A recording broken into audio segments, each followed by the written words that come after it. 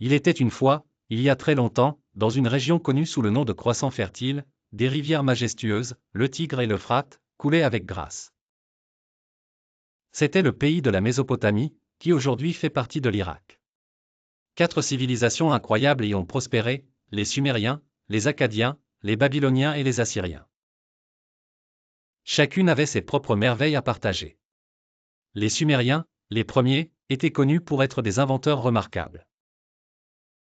Ils ont créé l'écriture cunéiforme pour raconter leurs histoires, et ont construit des cités impressionnantes comme Ur et Uruk, avec de grandes ziggourats qui semblaient toucher le ciel étoilé. Ils aimaient gouverner la terre de manière juste et pacifique, mais ce n'était pas toujours facile, car la Mésopotamie était très convoitée. Les Akkadiens sont arrivés ensuite, menés par Sargon le Grand, qui a créé l'un des premiers empires du monde.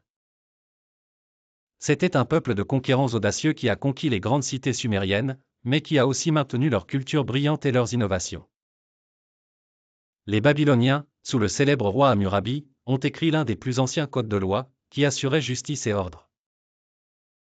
Lorsqu'ils travaillaient dans les champs, les Babyloniens plantaient leur culture en utilisant des systèmes d'irrigation ingénieux, transformant les plaines en mer de blé et d'orge dorée.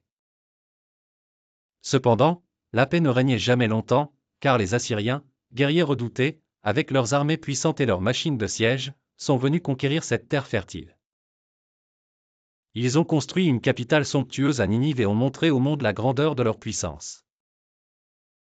Malgré les guerres et les conquêtes successives, les Mésopotamiens ont tous laissé un héritage précieux de connaissances, d'écriture et de législation.